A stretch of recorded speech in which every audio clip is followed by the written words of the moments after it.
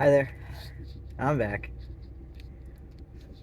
with a story and lesson in compassion that came across my experience today while working. Um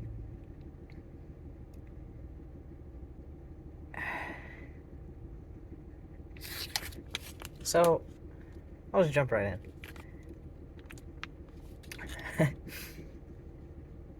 I was dropping off a package to a few packages actually to somebody, and a dog from across the way ran over to the house I was delivering some packages at. And so I drop off the packages, and I'm petting the dog. Her name's Hazy. I know her from my usual, because I do delivery, so I'm accustomed to like, I'm very aware of this house and this dog, and her name's Hazy, and she's very friendly, and she saw me pull up across the street at the other house, and she ran over, and she was saying hi to me, and the customer at the other house, not the owner of this dog, he says, he comes out and he goes, "That's not my dog." And I said, "Oh, I know. This is Hazy from across the street. I'm very aware of her." And he goes, "This dog is a pain in my ass." And I said, "Oh, I'm sorry." And then I'm walking, and that was like, I didn't know what else to say.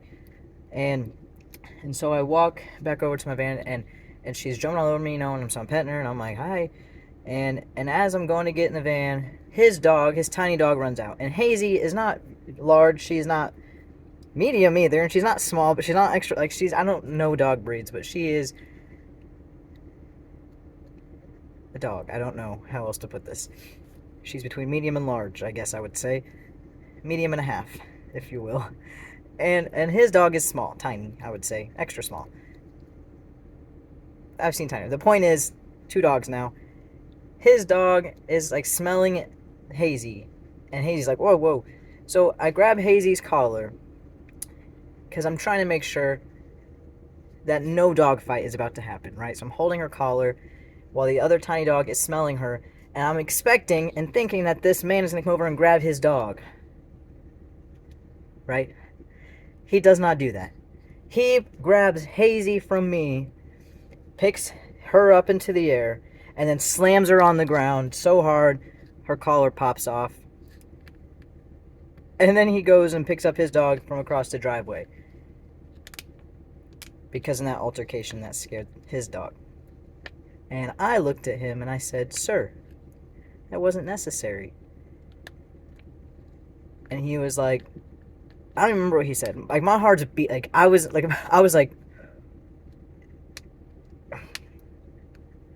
necessary. Like, so usually, I've been in this situation before with my brother-in-law. Whenever I was a teenager, he did something very similar to his own dog. And so it's like I kind of had this minor flashback to that moment in time where I got pissed and was like, "What is wrong with you?" But I didn't go into that judgment place. I just felt my heart racing, and I was like, "So that it wasn't necessary." I was like, I was holding on to her so that nothing would happen. I figured you would pick up your dog. And that's whenever he got mad, and he said, "Listen here, buddy." You know they're mad when they say buddy. "Listen here, buddy. You do deliveries for Amazon. Mind your own business." And then I was baffled, and I just didn't know what to do. And then I sputtered out something like, "I'll just call animal control." Like, my brain wasn't working properly. So here we are in this moment. So what I'm saying is, like, in this moment, what I'm seeing is similar to my last story about the lady at the thrift store. Is I'm seeing what it is I'm working on. Like, I'm trying to work on holding my composure in moments like that really trigger me. That like, it's like whenever your heart's racing in a situation and you feel this energy rise, what it's pinpointing is like, it's touching upon like a value or a moral or something of your character, something that you like value, that's important to you, and it's being tested and pushed and touched upon in a way that's not so kind. And I feel like the goal here is, for me, is to be able to be in those situations but offer, um light and compassion and love in a better way.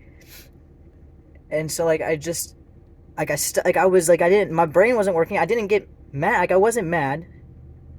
Surprised, like I wasn't mad. I I wasn't mad. I actually, interestingly enough, and shocking to me even, I understand. I did understand. I truly did. So that signifies a lot of growth for me. But like I said, where I'm wanting to grow to is where I can be in the place where, if that situation was to arise again, where I could be able to say to that man, hey, that wasn't necessary. I understand you're frustrated about this dog being over here. I would suggest maybe why don't you go over to his owner's house across the way and say, hey, I really don't like your dog being over here all the time. I don't care that she's friendly. It's not fair for me. I have my own property, and on that property I want my dog and not your dog. And if it happens again, I'm going to call animal control. And I think that's what I was getting at. Like, that's what my logical, like, balanced mind wanted to say to him, but all that came out was, I'll call animal control, which makes no sense. I'm not going to call animal control. It's not my problem. But I could tell he was mad. Like, he was so mad, and he was just like, this is my property. He's like, it's like, so what I'm seeing in all of this is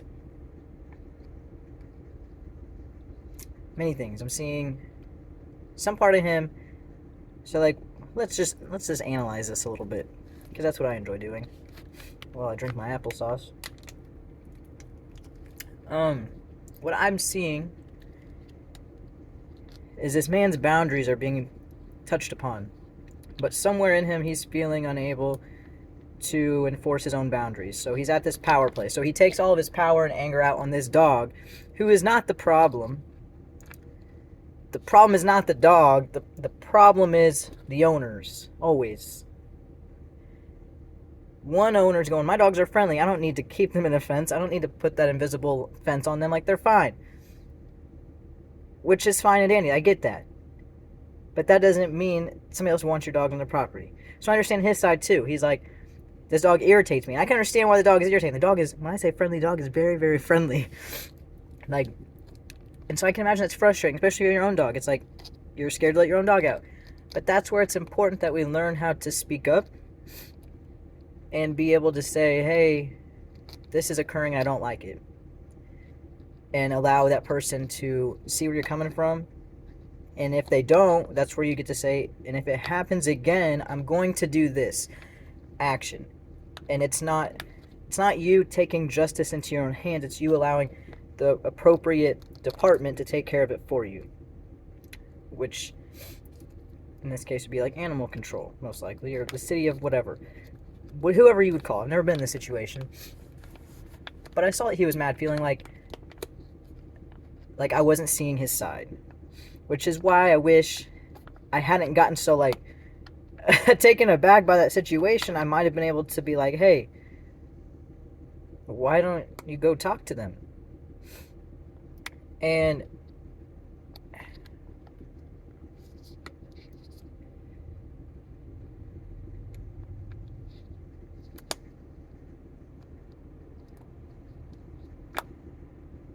really what that long pause was about, and what this whole thing is about, is me really seeing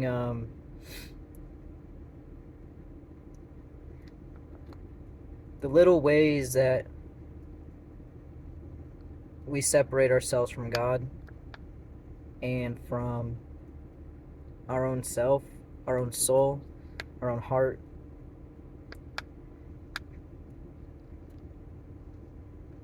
And it's overwhelming, the amount of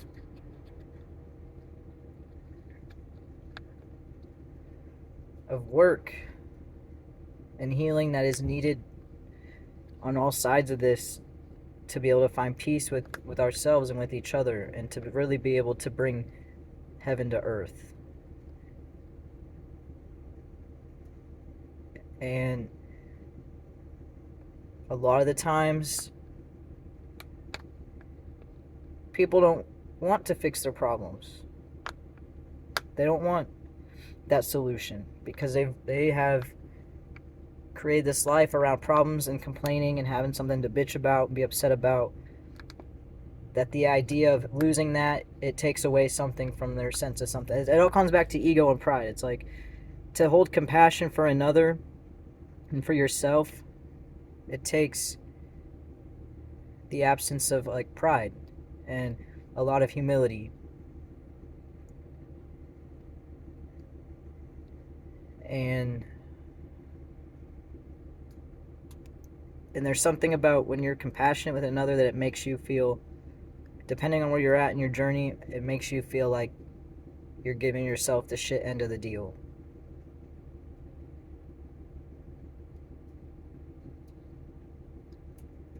And I've been there. I'm there in a lot of ways still, you know, and me having compassion for a lot of things in a lot of situations that I would love to have and hold and know I would treat differently than the people I'm seeing in those situations. It's hard not to get bitter.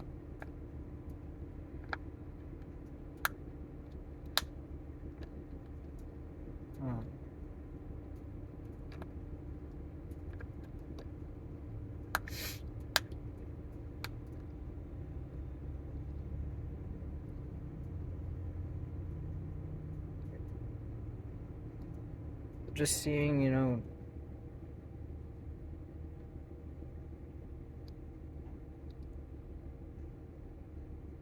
how much work would it take? It would take so much work to, but it doesn't take work. It takes time. And if I would have been more clear-minded and less like internally reactive, like whoa, and set off by that, just at a physical level, like my thoughts weren't judging him, you know, but my body was. With how I react, my body was judging, and because of that, I wasn't able to offer that space to hold and be like, hey, I see and understand that you're upset. I still feel it's inappropriate to abuse an animal, especially when there was no threat. But if this is bothering you as much as I can tell it is, then the best way to address this would be to go talk to them. You know, there's a lot of peace that washes over you whenever you voice your boundary and you say, hey, if this happens again, I'm doing this differently. I'm not going to waste my energy on it, but I'm going to change. Like, my attention's going to move to this. They're going to handle it. God's going to handle it. I'm going to, like, whatever it is, it's like there's a lot of peace in that. And there can be pain. I remember with my ex, I remember trying to build a bed for, you know, our son, and she dipped out like a little of the way through to go buy drugs and waste my time. And I remember I texted her and I said, this is the last thing that I do for you and Jordan, because this is just a game to you. I'm sorry for expecting and putting on you to be more, to show up differently whenever you just obviously, it's clear you can't. And I have to stop expecting that of you. So because of that, I have to stop putting myself in situations where I'm going to expect that of you. This is the last thing I do for you and Jordan. And when she came back finally, hours later, she was like, you're just mad at me. You're going to be mad at me. I said, I'm not going to be mad at you. I want to show up and I want to do this fully. And I did. And I had the best time ever building that bed, knowing it was the last thing I was going to do. And then it was the last thing I did. And there was a lot of pain in that. But when you set that boundary and you're clear on it, the amount of energy and power that returns to you is a beautiful thing. And then everything else gets sorted out without you having to waste your time, your energy, your own power. God will take care of the rest. The universe takes care of the rest. He just asks that you be authentic and you be true to you.